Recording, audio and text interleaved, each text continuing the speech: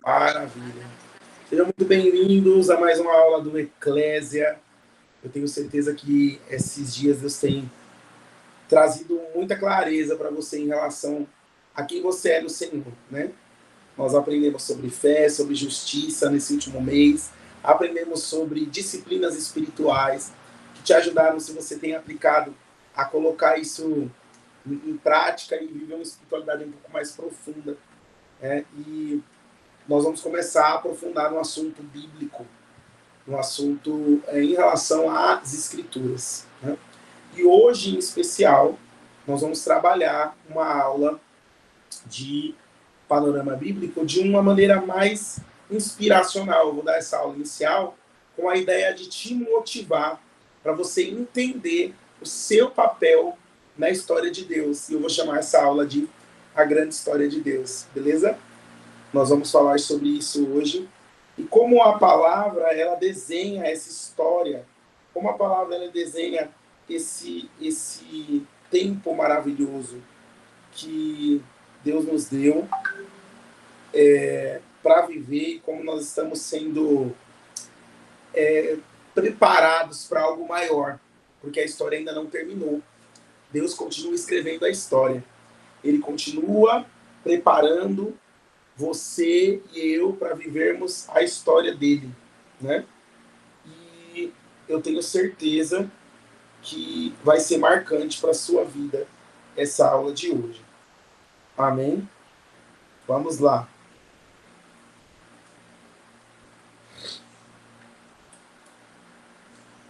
Eu quero que você abra sua Bíblia se você quiser, tá? Em João 1.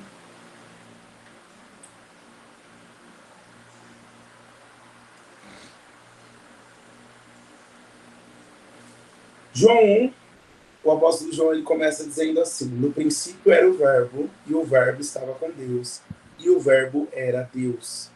Ele estava no princípio com Deus.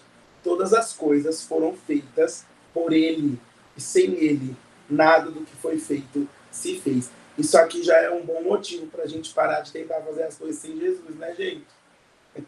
Está dizendo aqui que sem ele nada do que foi feito se fez, porque a gente acha que as coisas vão continuar sendo feitas sem ele, né? Ele continua sendo o fator principal para nós servirmos a ele, aprendemos a fazer as coisas com ele. Ele mesmo disse lá em João 15, né? Sem mim nada podeis fazer. A luz nele estava a vida, e a vida era a luz dos homens. E a luz resplandece nas trevas, e as trevas não a compreenderam. Houve um homem enviado de Deus, cujo nome era João. Este veio para testemunho, para que testificasse da luz, para que todos crescem por ele. Não era ele a luz, mas para que testificasse da luz. Ali estava a luz verdadeira que ilumina todo homem que vem ao mundo. Estava no mundo, e o mundo foi feito por ele, e o mundo não o conheceu. Veio para o que era seu, e os seus não o receberam, mas a todos quantos receberam, deu-lhes o poder de serem feitos filhos de Deus ao crer em seu nome, os quais não nasceram do sangue, nem da vontade da carne, nem da vontade do homem, mas de Deus. E o verbo se fez carne e habitou entre nós, e vimos a sua glória, como a glória do unigênito do Pai, cheio de graça e de verdade. Em outras versões fala no início, no princípio era a palavra, né?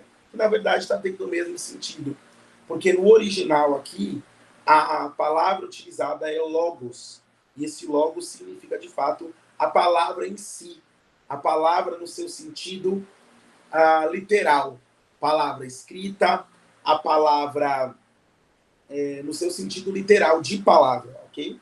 E aí Jesus é colocado aqui como a própria palavra de Deus. Jesus é a palavra de Deus. Então, quando nós falamos da história bíblica, nós precisamos ter claro isso desde o começo. Do início ao fim, está sendo apontado aquele que é a própria palavra, o Cristo.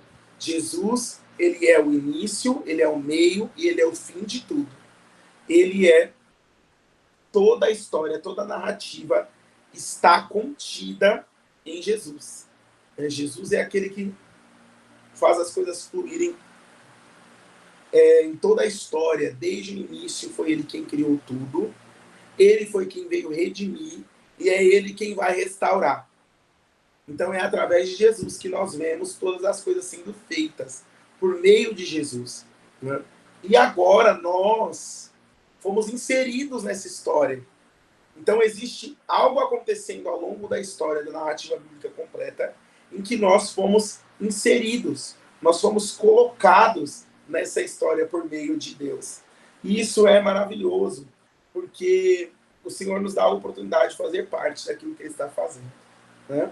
Vamos orar sobre essa aula de hoje. Jesus, eu te peço que o Senhor inspire o nosso coração a entender o nosso papel, como o Senhor tem nos chamado a fazer parte daquilo que o Senhor está fazendo, a nos mover de modo sobrenatural, poderoso. Eu creio, Senhor, que existem coisas grandiosas que o Senhor quer nos revelar. Então fala conosco nessa aula, Pai. Deixe claro a Tua vontade para nós, é o que te pedimos, em nome de Jesus. Amém.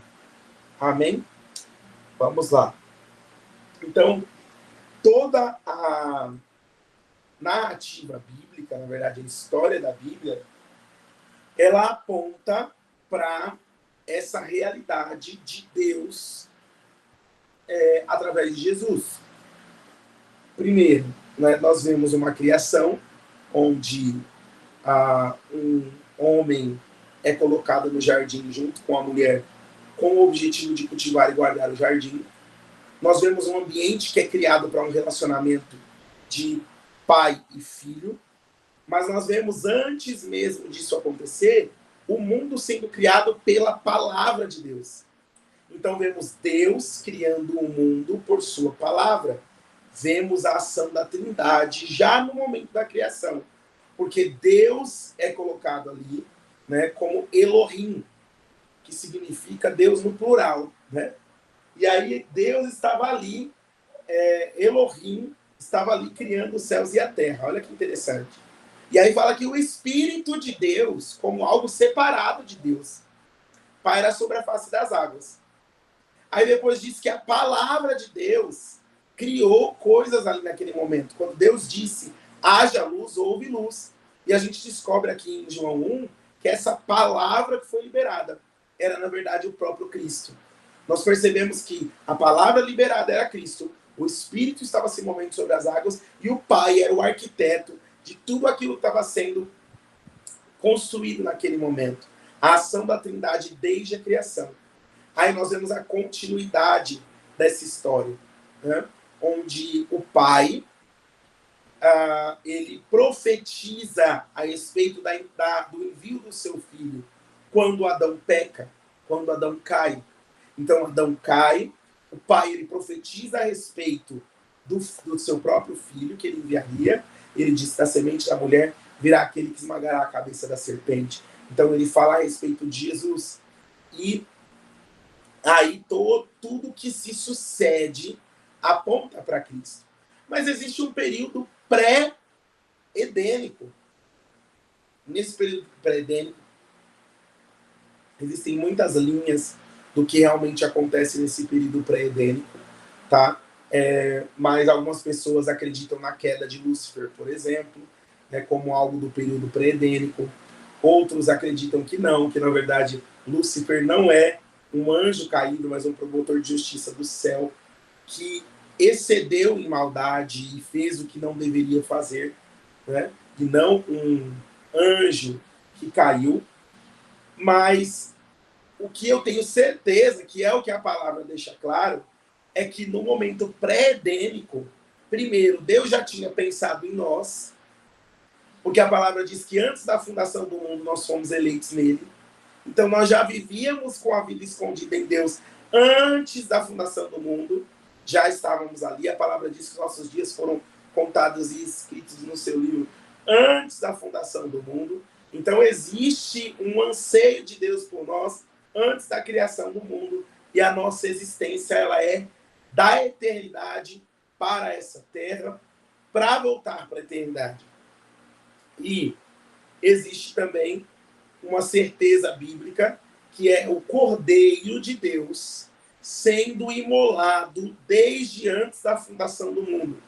Então a certeza que nós temos é que Cristo já estava predisposto à sua entrega antes da fundação do mundo, antes que pudesse dar errado, ele já tinha sido entregue para que essa tão grande salvação viesse ser realidade para nós. E aí, na continuidade disso, nós vemos que quando Deus ele profetiza a respeito da semente, ele não está falando de algo que simplesmente viria a acontecer, mas ele está falando de algo que espiritualmente já estava acontecendo e já era uma realidade, que é a salvação que nós recebemos do Senhor.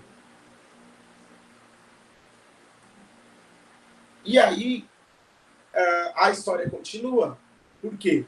Agora que o homem cai e existe um plano de restauração e um plano de redenção, Deus ele quer fazer coisas na terra e ele continua contando. E conta, na verdade, com os homens. Então, ele continua o seu trabalho de escolher homens para que, através de homens e mulheres, ele pudesse ir costurando a história até que se tornasse o que era necessário se tornar. Tá? Então, houve um trabalho de Deus para nós chegarmos aonde nós chegamos hoje, de preparar o caminho para o Messias ao longo da história. Então, o Senhor, ele vai traçando um plano a partir do que ele tinha, né? E nós vemos que houve um momento em que a terra ficou em grande corrupção através de Noé. Na verdade, através da geração de Noé. Noé foi a pessoa que Deus escolheu para puxar ali, né, e fazer algo a partir dele. Então, Noé representa o Cristo, porque a arca dele é uma salvação que está disponível para aquele que crê na mensagem e entra na arca. Continuando, nós vemos que quando Noé é o único ali que sobra com a sua família, existe o povoamento da terra. Infelizmente, nasce ali uma mentalidade babilônica através de Babel, e o homem é espalhado sobre a terra com todas as linguagens, e nisso tudo Deus continua tendo controle, ele continua tendo domínio e governo. Enquanto todos esses vão se espalhando, né, nós vemos que a origem ali dessa nova leva de idolatria parte mesmo de Nimrod, tanto que a maioria dos deuses que nós vemos por aí existe um fundo dessa história, né, de Nimrod. E continuando, o Senhor ele confunde o povo e começa a escolher, né, uma linhagem da qual viria a promessa que ele fez. Então ele fez uma promessa, a promessa é que a semente da mulher esmagaria a cabeça da serpente, e ele agora cria uma forma, né, de fazer isso acontecer por meio da família de Abraão. Ele escolhe Abraão como o primeiro daquela linhagem, o pioneiro, né? E Abraão se torna o pai da fé, porque se relaciona com Deus por meio da fé. É imputado por justiça por meio da fé. E começa essa jornada de ouvir o Senhor. E aí, gente, na jornada de Abraão, nós nos reconhecemos. Porque nós podemos olhar para a nossa vida e perceber que Deus continua chamando Abraão, no sentido de que ele continua nos chamando para peregrinar. Ele continua nos chamando para andar com ele. Ele continua nos chamando para depender dele. Ele continua nos chamando para sair da nossa tenda. Continua chamando para sair da nossa terra, da nossa parentela e nos levando para um novo ambiente. Mesmo que isso seja espiritualmente, ele continua nos chamando para romper com maldições. Ele continua nos chamando para romper com o nosso passado. Então, na verdade, a jornada de Abraão, nós como filhos de Abraão, continuamos essa jornada também. Outra coisa, Abraão fala de uma caminhada para uma conquista que não seria sua, mas das próximas gerações. Deus continua nos chamando para ter uma jornada como ele, né, como Abraão.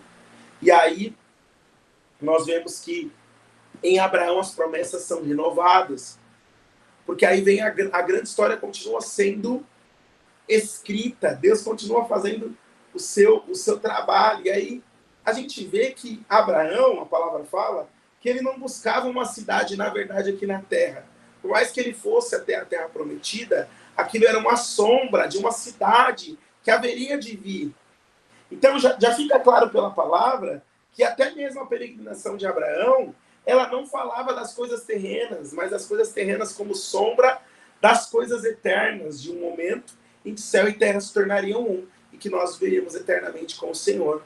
Na verdade, os heróis da fé, eles já tinham essa fé. Os judeus caminham nessa fé da restauração. Eles ainda não acreditam em totalidade que Jesus é o Messias, né? Muitos não acreditam ainda, mas muitos já se renderam a essa realidade. Porém, eles de fato têm uma mente de restauração. A mente deles é uma mente de restauração. A mente deles é uma mente do que o Senhor fará, né? Da ideia do novo céus e nova terra. Eles são chamados para isso. Né? Eles que estudam as Escrituras e as profecias e realmente se apegam a elas, eles vivem nessa esperança também. Infelizmente, nem todos acreditam que Jesus já veio. Tanto que a maior frustração do povo naquela época é que eles acreditavam que o reino já viria naquele momento, da forma que eles imaginavam. E, na verdade, o reino veio de uma maneira diferente. Né? Então, oi, meu amor. Vem aqui aparecer para os alunos. Aqui, ó. Aqui, ó. Olha quem apareceu aqui, gente. Peraí. Fala oi para os meus amigos. Fala.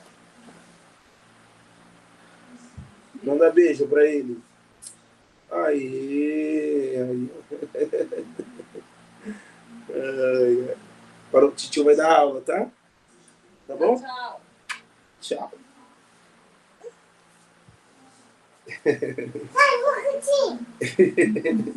O que ela falou? Sai mosquitinho.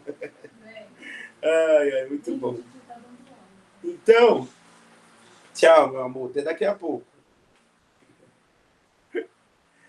Ai. Então, houve um chamado de Deus para Abraão, como nós falamos, né? E Abraão, ele carregou essa promessa, mas já falava a respeito da eternidade. Então, no panorama bíblico, os judeus, até hoje, eles têm esse entendimento, e em Abraão nós vemos já essa busca por essa cidade que haveria de vir. Tá? Então, nós estamos falando da Bíblia como uma história completa. Não tem uma separação entre Antigo e Novo Testamento, no sentido de estar contando a mesma história, ou como se as coisas tivessem mudado. Não, o anseio de Deus sempre foi um. Na verdade, a lei foi a forma pelo qual ele conseguiu fazer com que o seu plano fosse de fato executado, porque na lei existem vários pontos que como posso dizer, respaldam. Na lei existem vários pontos que respaldam a nova aliança e que respaldam o sacrifício de Jesus. Foi por conta da lei que esse sacrifício foi tão válido, porque a lei, ela ressaltou o pecado, fazendo com que todos, não importa a natureza e o tamanho do pecado, se ele é exterior ou se ele é interior, ele equilibra, né, essa questão do pecado para que todos fossem colocados na mesma condição. Todos pecaram e destituídos estão da glória de Deus. E por meio dessa lei, a justiça foi possível. Porque quando Jesus vem, como vocês aprenderam na última matéria, e nos justifica, nós agora vivemos uma nova realidade. E Abraão, ele já foi imputado por justiça, né, a vida de Abraão. E isso é maravilhoso, porque já mostra o quanto ele alcançou pela fé aquilo que haveria de ser. Só um instante, gente. E olha só o que acontece em seguida. Deus, ele quer iniciar uma grande nação, e ele promete fazer isso através de Abraão. Então ele faz isso através de Abraão como? Por meio de Isaac. Houve Ismael no meio do caminho, né? Nós vamos aprender mais profundo sobre isso. Eu estou só dando uma pincelada geral hoje. Houve Ismael no meio do do caminho, e até mesmo a divisão dos povos, que a Palestina, né, o povo árabe, todos os provenientes ali de Ismael, e a Israel em si, os filhos de Abraão, né, por meio de Isaac. Todos são filhos de Abraão, mas uns filhos da carne, filhos da lei, filhos feitos fora da vontade de Deus.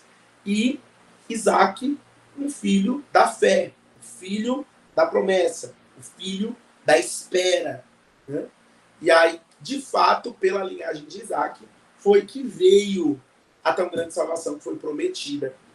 E aí, nós vemos que, mais uma vez, né, Deus ele vai continuar usando e fazendo a sua história por meio de pessoas que erram, que falham, que têm medo, que ainda precisam ter seu caráter restaurado no processo.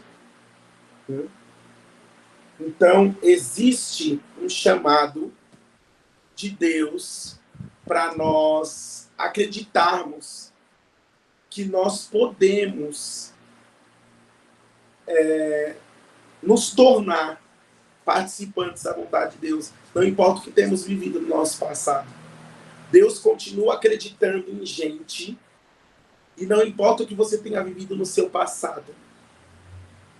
Deus ele vai fazer algo através de você. Deus ele pode fazer algo através de você. Você consegue compreender isso? E aí, só um instante.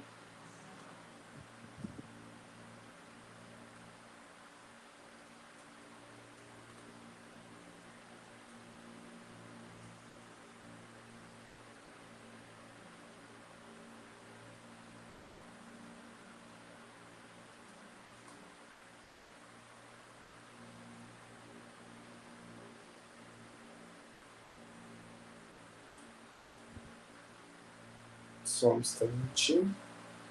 Tem um pessoal pintando a igreja e o alarme parece que está ligado. Mas eu não consigo eu mesmo desligar agora. Estou pedindo para alguém fazer isso. Vamos lá. E aí,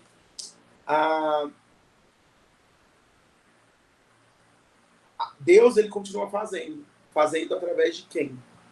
Inclusive de pessoas falhas, pessoas que tiveram falhas no processo, pessoas que não foram perfeitas. Isso nos dá muito ânimo, não é verdade? Que se fosse depender da nossa perfeição, nós já estaríamos desqualificados. Mas ele vai aperfeiçoando à medida que essas pessoas andam com ele. Eu acho que aqui está a graça. A história de Deus é sobre homens que decidiram andar com Deus. A história de Deus é sobre homens que decidiram viver a sua vida, expondo a sua vida diante de Deus. A história que Deus está escrevendo é sobre um homem perfeito que estava no lugar perfeito, podia andar com Deus todos os dias, mas escolheu cair. E agora ele, por sua graça, dá a oportunidade que homens imperfeitos, em um lugar imperfeito, escolham andar com ele na esperança de se tornarem perfeitos e de viverem em um lugar perfeito novamente. Sabe, o Senhor nos chama para essa esperança. E essa esperança que rege o Evangelho. As coisas vão se tornar como no jardim de novo, de uma maneira muito melhor, muito melhor, muito melhor. Por quê? Porque Ele é bom. Porque Ele é fiel. Porque Ele consegue fazer grandes coisas através de nós. Mesmo nós sendo pecadores, mesmo nós sendo falhos, mesmo nós estando em processo ainda, Ele consegue fazer.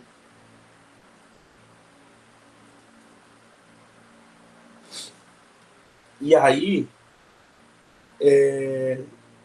nós vemos aqui que ele continua a história a partir de Abraão, de Isaac. Isaac tem 2 filhos, né? Que é Esaú e Jacó. E aí, nesses 2 filhos, nasce a partir do mais novo, que é Jacó, uma grande nação, a partir de 12 príncipes que ele levanta entre seus filhos e netos, como os líderes das tribos. Aí nós vemos a história de José, como um representante de Jesus também, salvando o seu povo, né? Apesar de ter sido traído, apesar de ter sido pisado, apesar de ter sido afastado da sua terra, ele foi até um lugar para redimir o seu povo. Olha que maravilha. Então, os seus semelhantes, seus iguais. Então, José ele tem uma representação também de Cristo. E ele fala a respeito dessa história. Nós vemos em Isaac alguém imperfeito, em Abraão alguém imperfeito, em José alguém que precisou ser trabalhado no processo. Né? Mas Deus foi trabalhando com eles até eles serem lapidados, se tornarem quem eles se tornaram. E eu acho lindo como a Bíblia não esconde, sabe? A Bíblia não esconde, ela deixa claro, inclusive as falhas, inclusive os erros. Ela não tem a intenção de apagar a história como ela realmente é. Porque Deus está fazendo por meio de seres humanos, que apesar de ainda não serem perfeitos, tem uma esperança nesse grande dia, em que as coisas vão ser transformadas. Eu penso que a gente não pode dissociar a antiga aliança da nova aliança, porque em Hebreus fica claro, quando você vai ler Hebreus 11, que todos os heróis da fé, eles na verdade estavam aguardando a mesma esperança que nós, porque essa esperança se cumpre em Cristo, e eles estavam caminhando por essa mesma esperança. Então, durante toda a história, nós vemos o Senhor preparando o caminho para a mesma coisa. Isso é maravilhoso. E aí nós precisamos ter claro essa esperança, que é a esperança do passado, no tempo futuro, é o que nos mantém sendo transformado no presente. Vou dar um exemplo para vocês que não tem nada a ver, tá? Mas tem tudo a ver.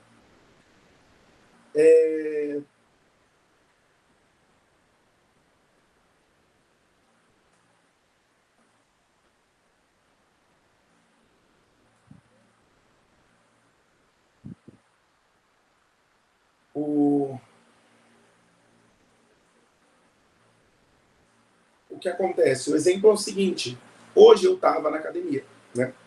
Estava lá fazendo o meu treino de caminhada, né? Eu já tinha feito meu treino de musculação, e aí eu fui fazer um pouco de esteira. E aí, quando eu estava fazendo esteira, eu me lembrei de... Eu fechei os meus olhos e eu fiquei imaginando o que aquilo me produziria. E aí eu comecei a me imaginar mais magro, né? Comecei a me imaginar mais forte. Comecei a me imaginar com os resultados daquilo. Né? Isso faz parte da fé. A fé vê o invisível. E aí, logo em seguida, eu fui tomado por uma reflexão. E eu falei assim, nossa, eu posso aplicar isso em outras áreas da minha vida.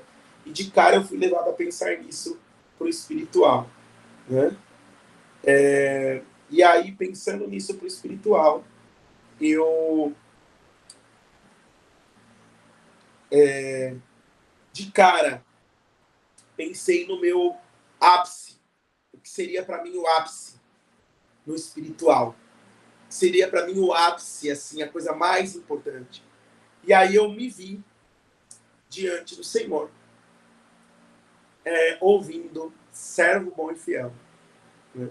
No pouco foste fiel, sobre o muito te colocarei, entra no gozo do teu Senhor. Então, na hora eu fui para aquele dia em que eu vou ouvir, eu te conheço, vem cá, eu te conheço. Fui para aquele dia. E aí eu fiquei pensando, isso é fé. Se eu tenho fé que eu estou nesse dia, como o meu comportamento atual precisa corresponder a isso?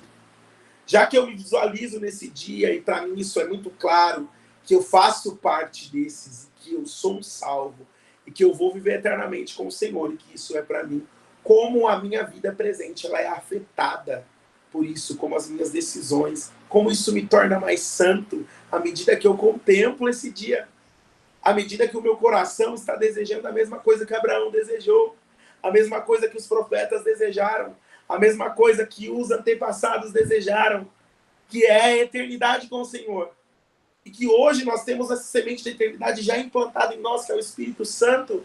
E esse corpo, na verdade, é uma semente que faz parte da ressurreição, está caminhando para a ressurreição. Que maravilha poder crer nisso. Que maravilha poder vivenciar isso. Né? E eu vejo que o Senhor, Ele quer nos moldar cada vez mais no entendimento de que nós fazemos parte dessa história, que nós fazemos parte desse plano e que nós estamos caminhando para esse mesmo lugar. Depois, em Jacó, nascem as tribos vão para o Egito por conta de José guardando esse povo, e eles acabam se tornando escravos no Egito. Maravilha! Acabam se tornando escravos. Nisso,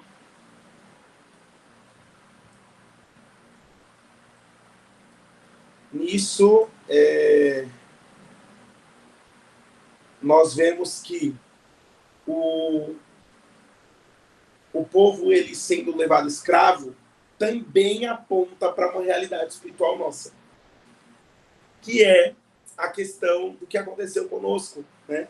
Nós éramos filhos da promessa, a ideia de Deus é que nós vivêssemos para Ele eternamente, mas agora nós temos uma condição de um filho que se tornou escravo do mundo, do pecado, do diabo, assim como o povo de Israel, escravos do Egito. E aí Deus levanta Moisés.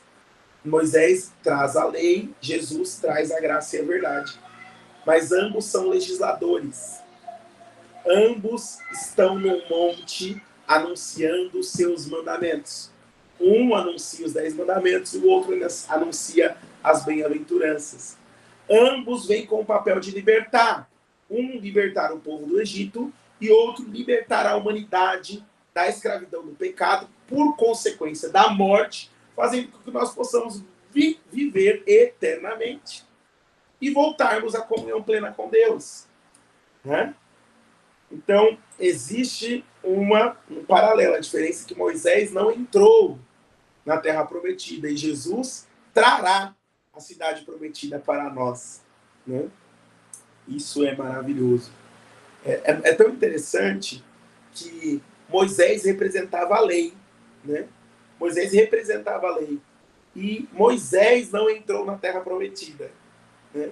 A lei não entrou na terra prometida. Deus precisou levantar Josué para guiar o povo até a terra prometida, porque Moisés era um símbolo da lei, e Josué, né, que significa salvação, é um símbolo da graça de Deus que nos coloca no lugar onde nós podemos tomar posse de fato. Né? Então houve um caminho em que que Moisés foi necessário até aquele momento, e ele foi um grande homem de Deus, um servo maravilhoso, uma representação de Cristo perfeita, mas até nisso nós vemos a história simplesmente se cruzando. Não sei se vocês já viram, tem uma imagem, eu vou colocar lá no grupo para vocês, tem uma imagem que vocês vão poder ver depois, que cruza, a Bíblia cruza assim, ó, todos os versículos. Hoje mais cedo eu estava mostrando para o Dan, um rapaz aqui da igreja, os Salmos de Davi, que fazem referência à crucificação. E ele ficou impactado, porque nos Salmos de Davi que fazem referência à crucificação, ele viu, na verdade, aquilo que o quanto Davi foi profeta e o quanto Jesus foi o cumprimento de toda a história. E aí eu mostrei para ele Isaías 53, porque em Isaías 53 nós vemos cerca de 700 anos antes de Cristo, nós vemos Isaías 53 se cumprindo em Cristo. 700 anos antes de Cristo. Isso é maravilhoso, porque nós vemos o quanto Jesus, ele é o cumprimento de tudo aquilo que foi profetizado. E aí eu quero deixar claro para você, assim como esses homens fizeram parte da história, Abraão, Isaac, Jacó, Noé, Adão, Moisés, todos fizeram parte da história. Enoque, que andou com Deus, e tantos outros personagens que nós podemos citar. como Hebreus 11 deixa claro. Todos eles passaram pela história e marcaram a história. E, de alguma forma, se tornaram símbolos da fé daquilo que nós vivemos. Mas agora nós estamos em uma dispensação, em um tempo onde o Senhor nos coloca, que é o tempo da graça, onde ele levanta a igreja. Nós vemos o povo de Israel indo para a terra prometida, nós vemos o povo de Israel passando pela era dos juízes, nós vamos estudar mais isso nos próximos dias. Depois o povo de Israel pede um rei, vem Saul, entra uma era monárquica em Israel. Depois de Saul, Davi. Davi era de fato alguém escolhido segundo o coração de Deus, já que era para ter um rei que fosse um rei segundo o coração de Deus. E a partir de Davi ele tem um nível de intimidade com Deus, em que as promessas ficam tão vivas para ele. Foi prometido que um rei eterno viria por meio de Davi. E de fato, isso se cumpre em Jesus Cristo. Isso é tão maravilhoso, porque isso se cumpre hoje na pessoa de Jesus e se cumprirá na eternidade, porque não faltará descendente de Davi no trono.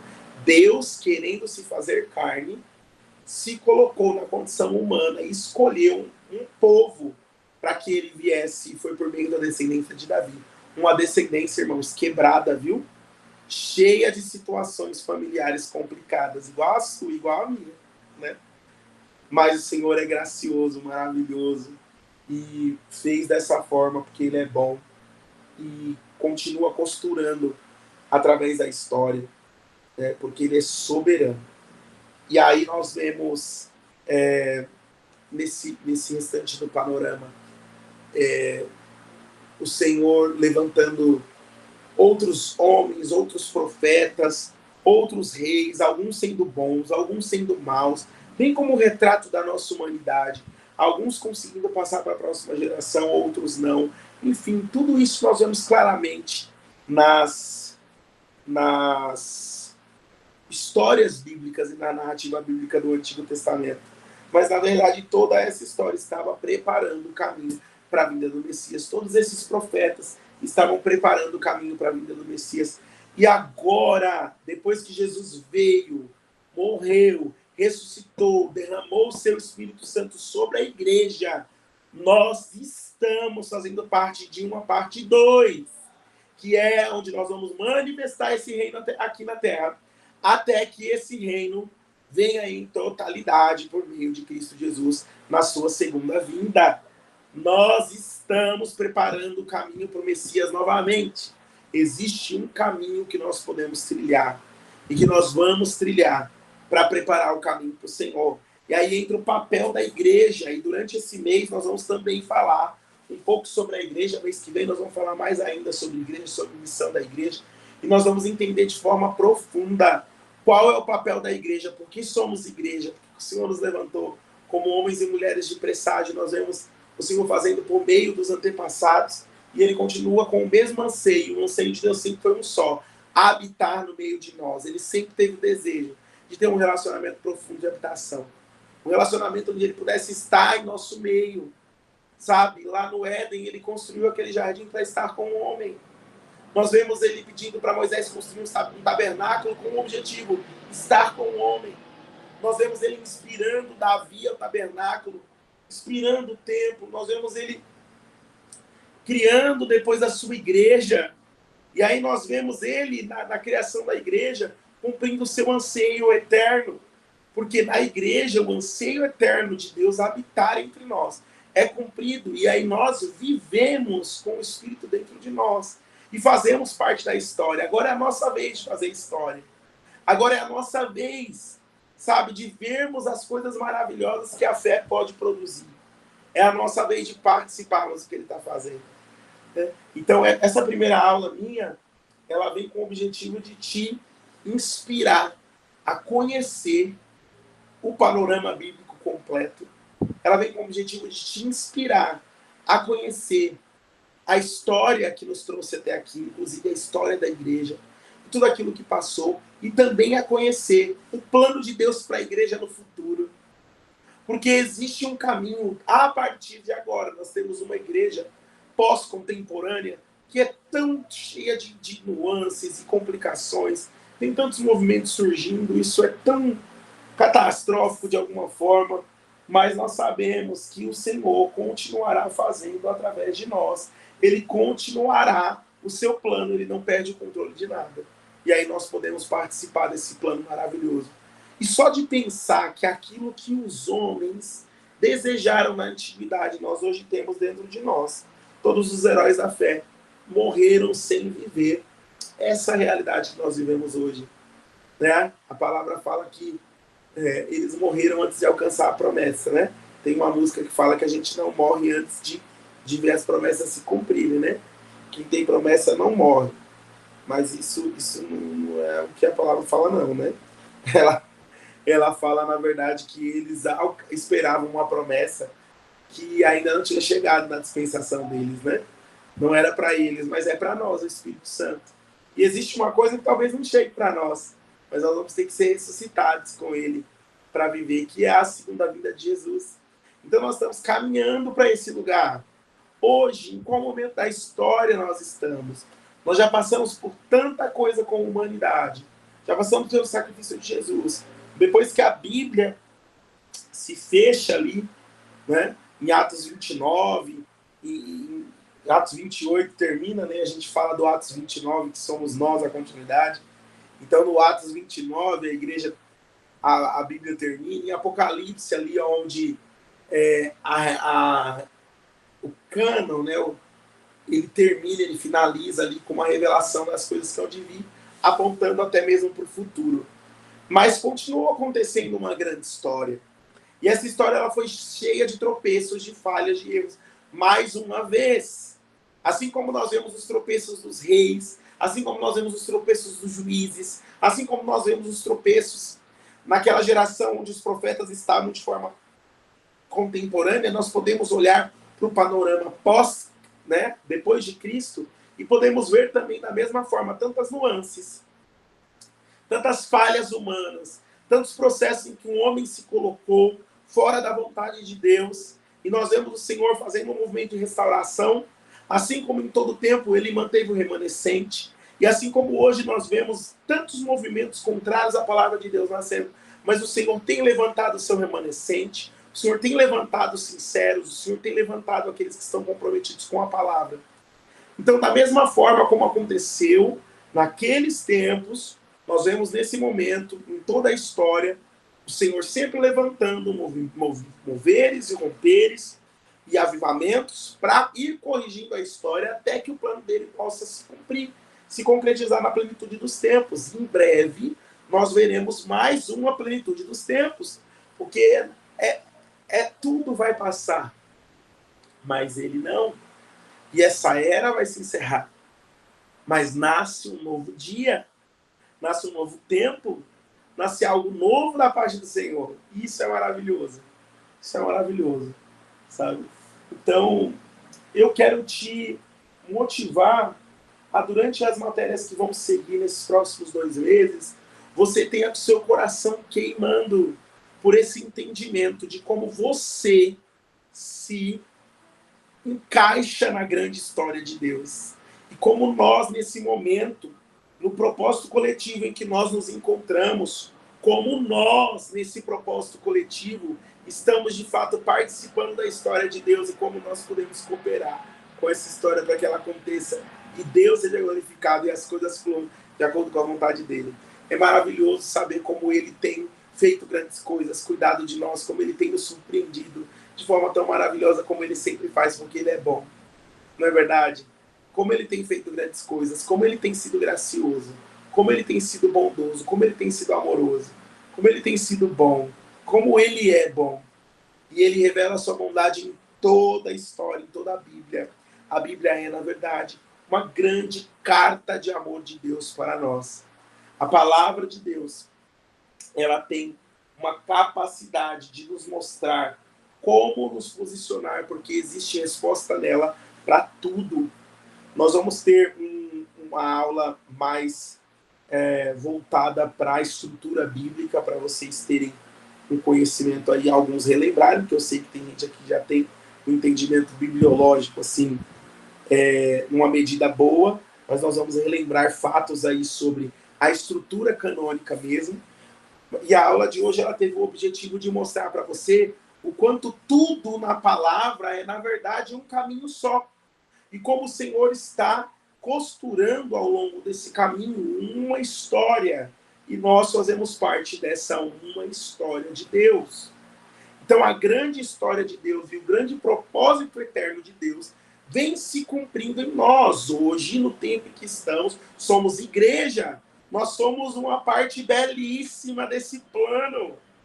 Sabe, porque em nenhum outro momento da história houveram pessoas cheias do Espírito Santo. Em nenhum outro, como nós somos, em nenhum outro momento da história, Deus conseguiu cumprir a vontade dele de ter uma raça eleita, um povo de propriedade exclusiva, uma nação santa e um sacerdócio real. É a primeira vez que existem tantos sacerdotes na terra.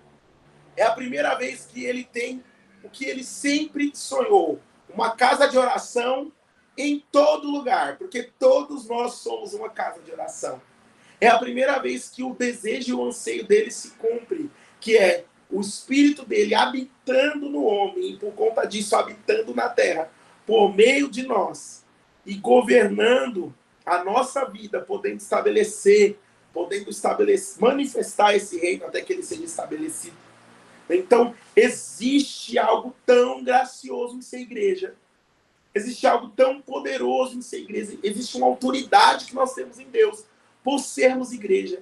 Tem algo tão poderoso, gracioso, maravilhoso, que vocês vão terminar esse semestre apaixonados pela realidade do ser igreja. Vocês vão terminar esse semestre apaixonados pelo entendimento do que é viver como noivo do Senhor e participar daquilo que Ele está fazendo na terra. Amém? Vocês estão empolgados para isso?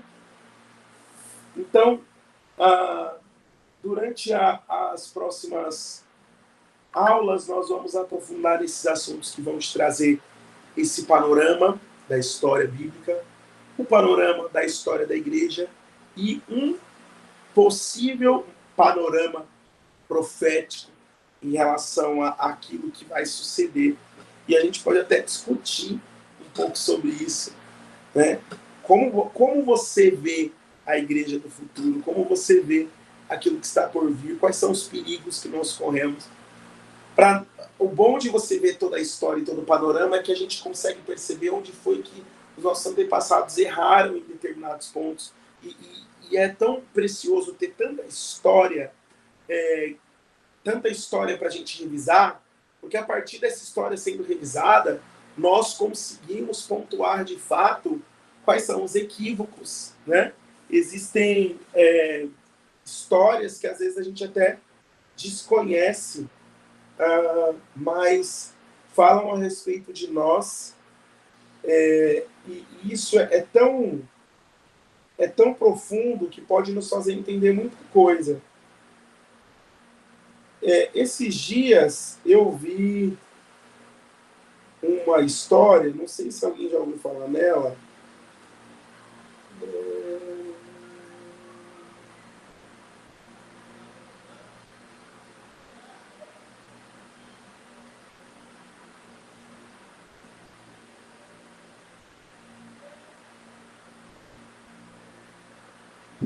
Em 1624, eu vi algo sobre isso, né? Que o primeiro culto, assim, 1557, na verdade, em 1557 aconteceu o primeiro culto protestante da América do Sul, na Baía de Guanabara. Não sei se já ouviram falar disso, né? E o Brasil ainda era um território, né, português. Em 55 veio um almirante chamado Nicolas Duran de Villaganon. Ele fundou uma colônia chamada França Antártica na Baía de Guanabara, com o apoio da França, para buscar refúgio para os protestantes huguenotes franceses perseguidos na Europa. E aí, em 10 de março de 57, foi realizado o primeiro culto protestante em solo brasileiro, conhecido pelos huguenotes Pierre Chrétien e Guillaume Chartier, que que chegaram com um grupo liderado por Jean Delery. A liturgia seguiu os moldes calvinistas reformados e o culto foi celebrado em francês. O culto baseado em salmos, oração e pregação, diferente da missa católica tradicional da época. Então existe um registro. História da viagem feita ao Brasil. Não narra apenas o culto, mas os desafios que foram enfrentados ali. Aí o que acontece? Essa história se findou porque houve briga. Gente, presta atenção. Vieram protestantes no Brasil antes de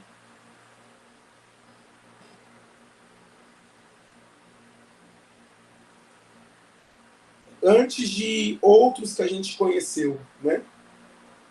Bem antes. Mas, infelizmente, houve um conflito.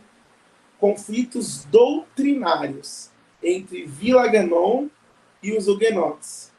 E aí eles foram acusados de heresia, né? Um deles, na verdade, o Villagnon.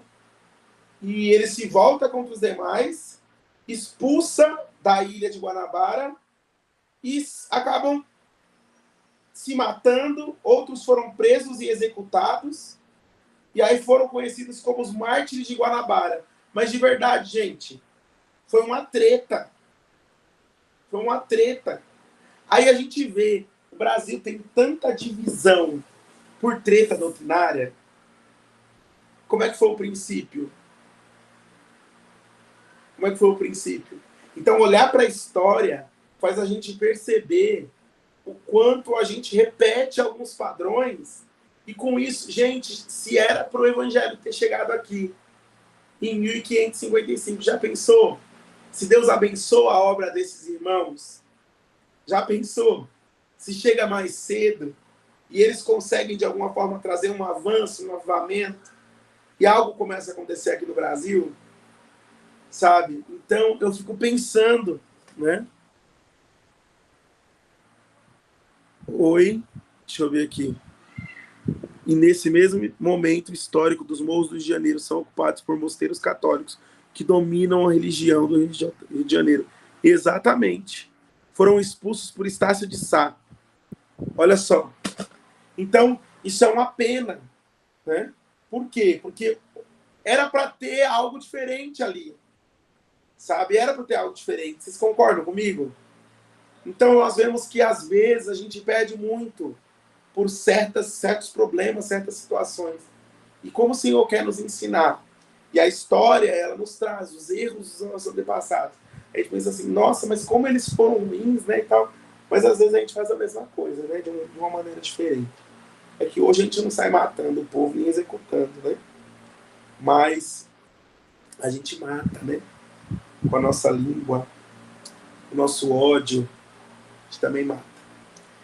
Então, isso nos faz pensar muito como nós precisamos crescer, como nós precisamos aprender com o que se foi e avançar para o que o Senhor quer fazer se tornar. Amém? Gente, essa aula vai ficar disponível para vocês reassistirem. Eu vou terminar ela um pouco mais cedo. Eu acho que vocês devem imaginar um pouquinho.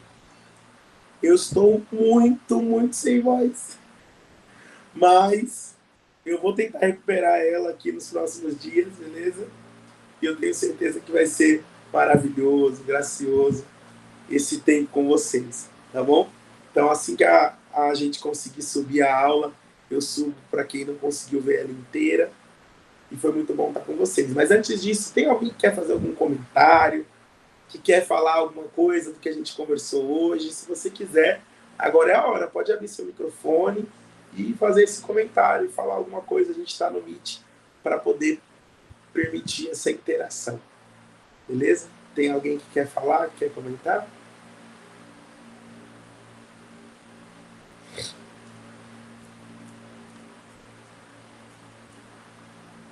Ok. Entendi o silêncio de vocês. Vocês estão ansiosos, né? Vocês querem mesmo falar, mas hoje não, né? Vamos lá, vamos orar. Jesus, obrigado. Obrigado porque o Senhor tem feito grandes coisas nas nossas vidas.